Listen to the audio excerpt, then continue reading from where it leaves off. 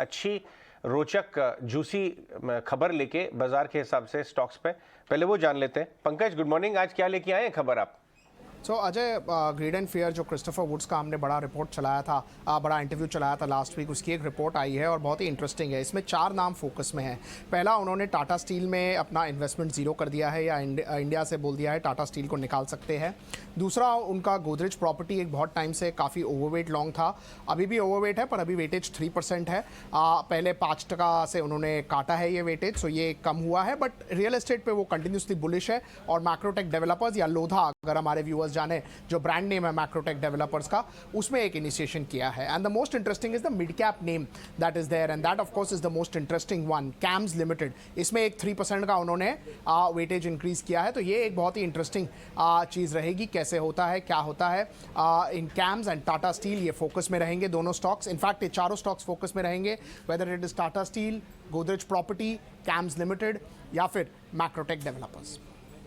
ये देखिए, इसमें खास बात ये है कि प्रियंका, हम लोग बात कर रहे थे कि मेटल स्टॉक से बच के रहिए, 20-20% टॉप से गिरे। अब क्रिस वुड ने टाटा स्टील हटा दी अपने लॉन्ग टर्म पोर्टफोलियो से, तो केयरफुल रहने वाली बात है। एक बार किरण से पूछते हैं। किरण, टाटा स्टील 1162, 1350 वाला, साथ में आ रहे हैं स्टील प्राइसेस भी नीचे, सारे मेटल प्राइसेस नीचे आ रहे हैं, स्लो डाउन के डर से ये भी आ रहे हैं। क्या इसमें कॉन्ट्रा बनना चाहिए, गिरावट में लेना चाहिए या दूर रहना चाहिए, या शॉर्ट आइडिया है ये?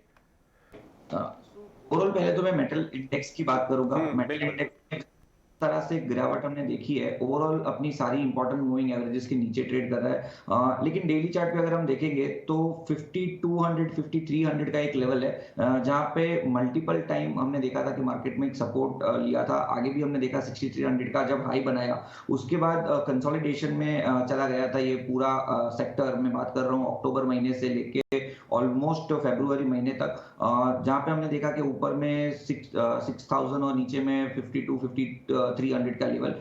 ये कंसोलिडेशन ब्रेकआउट आया, लेकिन बहुत शॉर्टली ब्रेकआउट था। ऊपर में हमने 6800 तक के लेवल देखे, वहां से कंटिन्यू ये पूरा जो सेक्टर है वो एक फॉलिंग ट्रेंड के अंदर ट्रेड कर रहा है। ओवरऑल हमने देखा है कि बिकॉज ऑफ रेट हाइक काफी सारी कमोडिटी प्राइसेस जो है वो सॉफ्टन हो चुकी है। अभी आपने जिस तरह से मेंशन किया कि स्टील प्राइस भी सॉफ्टन हो चुके हैं, बिकॉज उसके सामने आप डॉलर इंडेक्स देखें तो जनरली हमने देखा है कि कमोडिटीज एंड डॉलर इंडेक्स का इनवर्स रिलेशनशिप होता है। तो जब तक डॉलर इंडेक्स 102 के नीचे नहीं आता है, तब तक there are very less chances कि हम मेटल्स के अंदर कोई भी प्रकार का एक अच्छी सी तेजी देख सके।